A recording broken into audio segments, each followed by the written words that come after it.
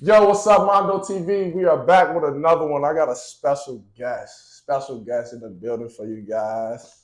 Promise today. How you doing, man? How you feel? Okay, Yeah, thank you for coming on the show. I appreciate it, man. Yeah, How yeah. you been? I've been good, man. Just trying to, get this little podcast off the ground. I appreciate you for taking the time out your day. I know you're a very, very busy man. Not all the time, you know. Nah, for sure, for sure. The trip was cool over here and everything.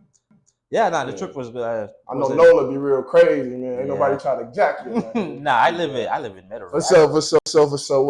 Well, this is Mando TV, where we do speak your Mando with Mando. So I got partners on my show. We're gonna, get into a little bit about what he does and what he got his hands into. He's always involved with everything around campus. Real quick before we start out, if you want to shout out any socials, anything.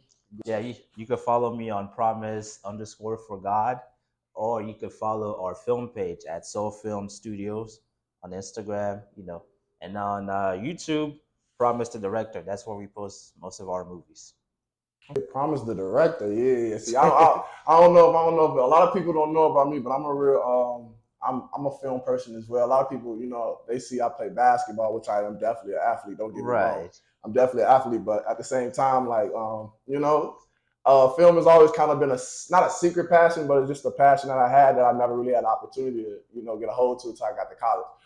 Is that something that you've always been involved in, or is like that's something you got in towards later down, like your life?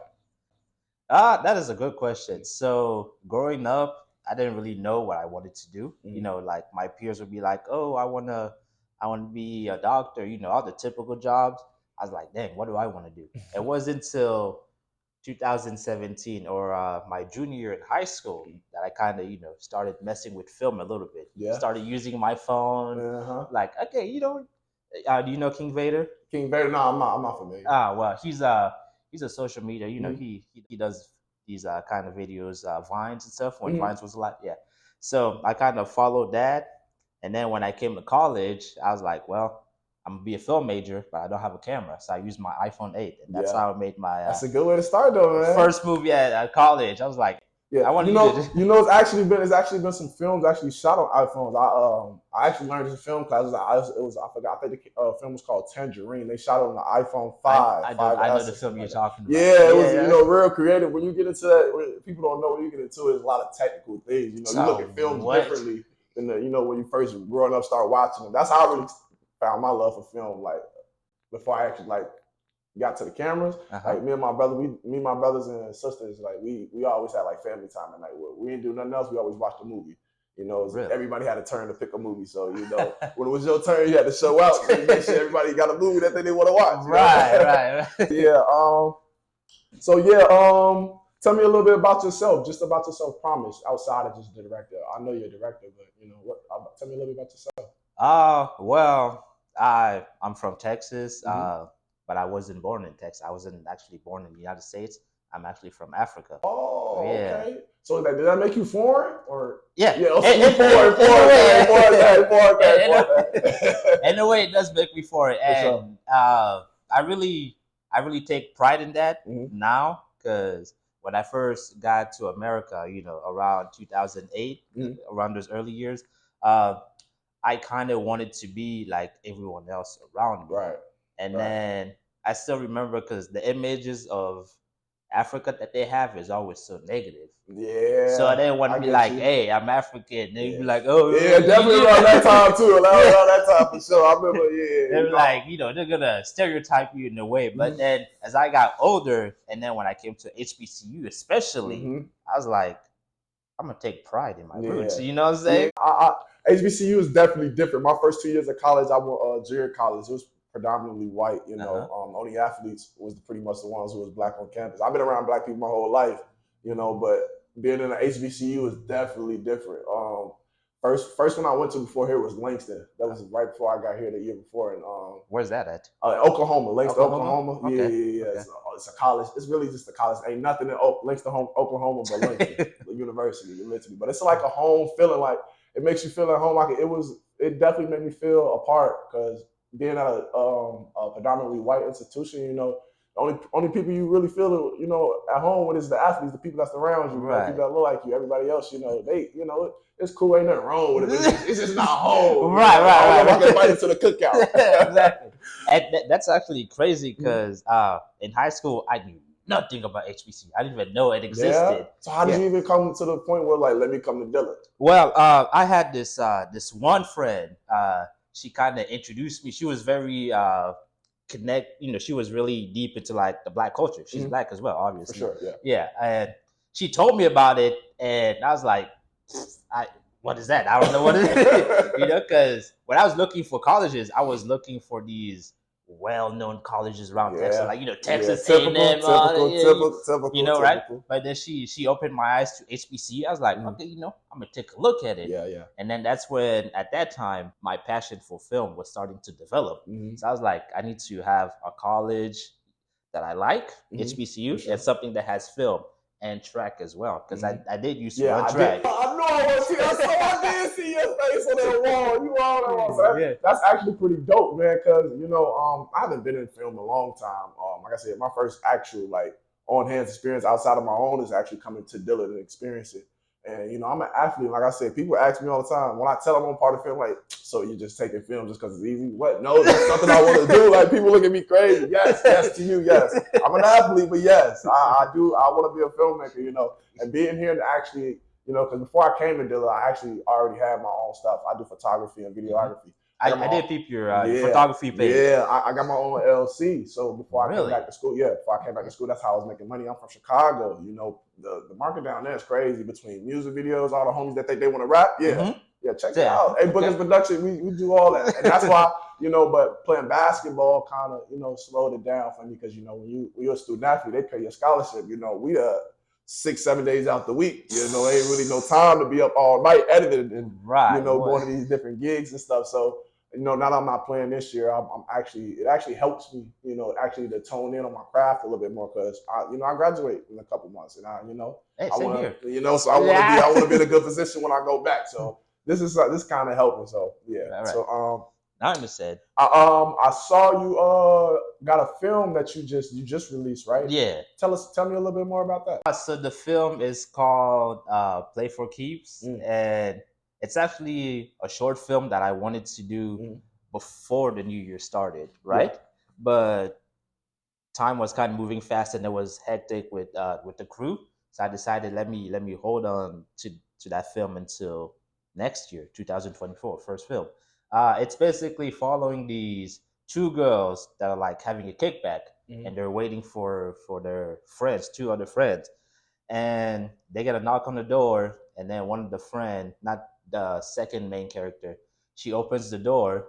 The main character's like, "Hey, who's that?" Yeah. She comes in, notice that her friend is sitting on the couch, kind of terrified, at gunpoint. It's like, whoa! He pulled the hammer out of nowhere. The hammer. Yeah, I think it was her fault because she had two doors. She had like the main door and then the screen door, and she decided to open both of them at night. So I can't really, you know. She must not be from the trenches. You don't be opening your door. Don't be opening your door for everybody. So then, you know, main character sees that, she tries to run away. Boom, there's a second guy already in the house.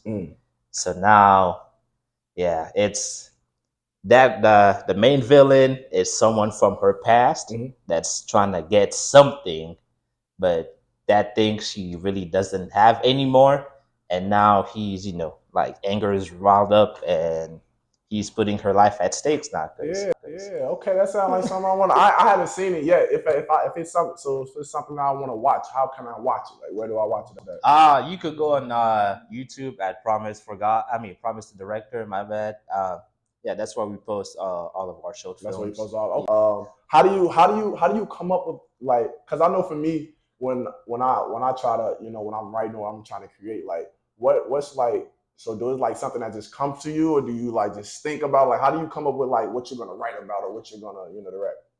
All right. So a little fun fact: most of my ideas come when I'm either driving for a long time, washing the dishes, or taking a shower. I don't know why. I believe it. These are the most randomest I places. believe it. Nah, I believe it. I thought I was the only one who get like random ideas at the most randomest time. Right. But they be like gold mine though. I'm like, saying, because yeah, like yeah. I feel like when you like example doing the dishes, right? Mm-hmm. You're not really using your full brain capacity. You just Nah, washing the dishes, yeah. going through emotion. So your brain's not like, oh well, since I'm an autopilot, let me start thinking about other stuff. So that's how most of my ideas come. And then I sit on the idea for a little bit because I don't want to really write the first thing that comes to mind. Yeah. And then when I sit on it, I let the idea develop for like a few days before I start kind of thinking about the beginning, middle, and how it all connects in a way before I even start typing any letter on the digital paper. Nah, that's good. That's what a lot of people don't know. It's a process in trying to make, forget shooting a film, even creating a film. Like it's a whole process and everything you got to come to. So, but when I see you push out a lot, not even a lot, but when you see you pushing out stuff, I'm like, man, like this guy's like, he really, because I think about a lot of things, but I don't do it. You know, so to actually see somebody out there, actually at least not saying that it's good or bad, because that's my biggest thing. A lot of times I be too. They say you're your biggest critique. Right. So a lot of times I don't want to put something out there and be like, I don't know if they're going to like it. A lot of times, you feel me? It's like it's not like I'm making money for it right now. At this point, I shouldn't be trying to, you feel me? But nah, seeing you do that type of stuff be like a little inspiration. That's dope. Okay, we're going to switch it up a little bit, do a little fun, little wordplay. So I got a couple words for you, right? And I just want you to say the first thing that come to mind when you hear these words, all right? So I'm going to shoot them at you quick. Don't even think about it. Just say it. All right, you ready? Okay. All right, ready. All right, hold on. Let me. All right. You ready? Mm-hmm. Black. Girls. Plastic. Surgery. Cat Williams. Funny. Passion. Film. Crazy. White girls. Promise. The director. Hey,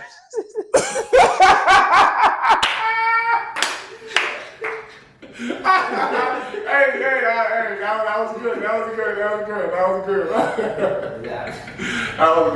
I figured I just live up the moments a little bit. We talk about a lot of things, but you gotta, I like to keep people laughing, man. That's my thing.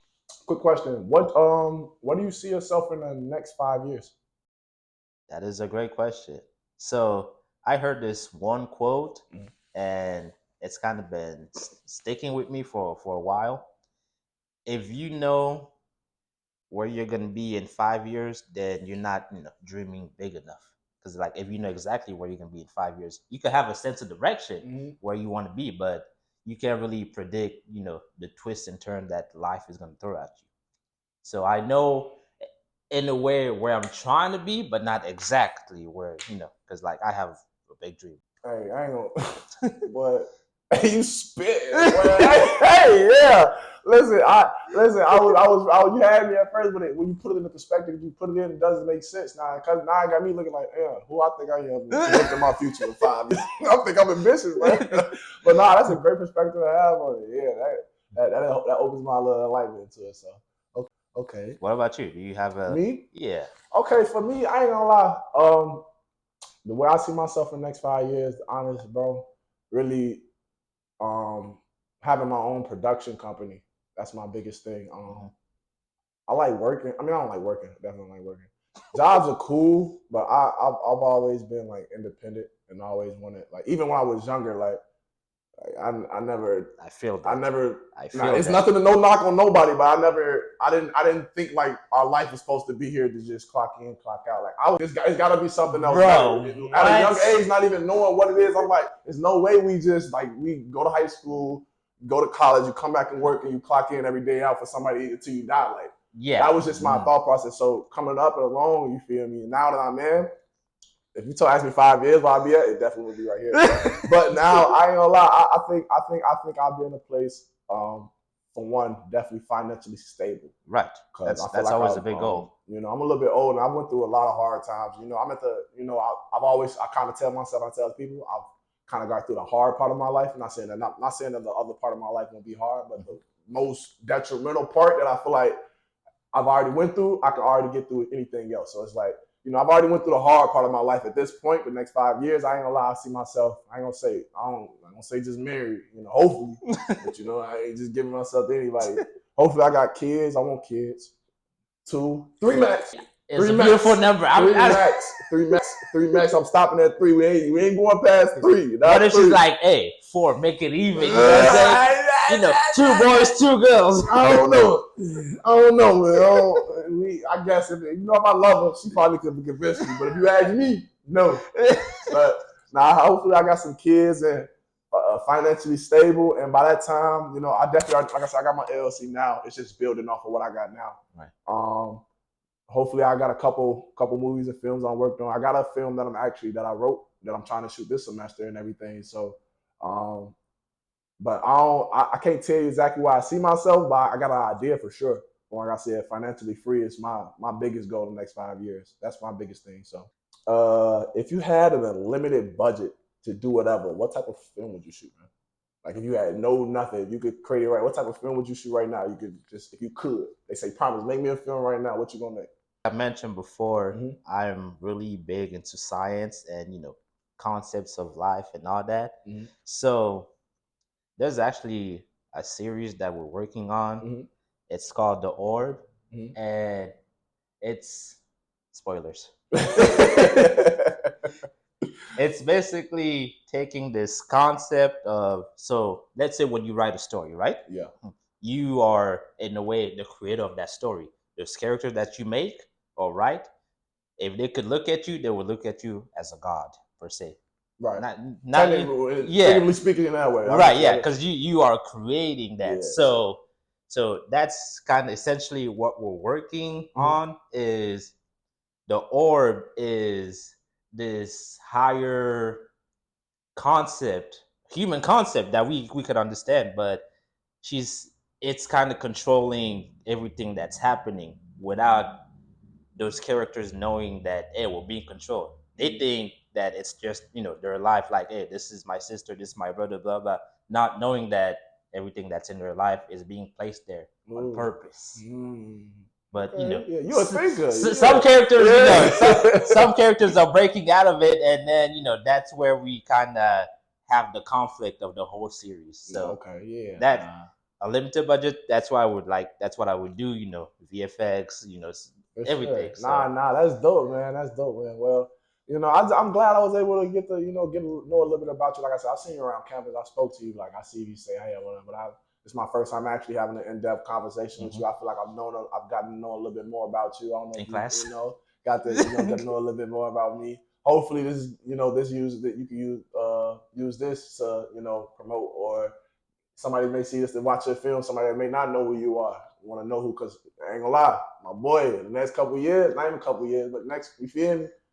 Inspiring talent. When people got ambition, you look at it, bro. Like right. when he making nothing, when he making something out of nothing, just imagine what he'll do when he has something. So I see that at an early gauge when I first saw you. I knew you was different. I didn't know who you were, but I knew you was different just from how you moved and everything. So I really do appreciate you coming out. If you and this time, if you got any last remarks, you want to shout out anybody, leave anything you working on. I'd like to shout out my girlfriend because shout out Dave. Gotta shout out Dave. Yeah, go. People don't know, the stuff that goes on behind the scene when I'm off the film set. Yeah.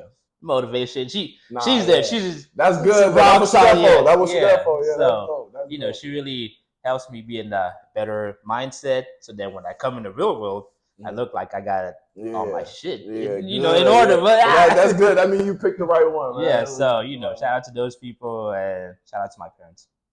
Okay. Well, shout out to all the people, man. I appreciate you guys for tuning in for another episode of Mando TV.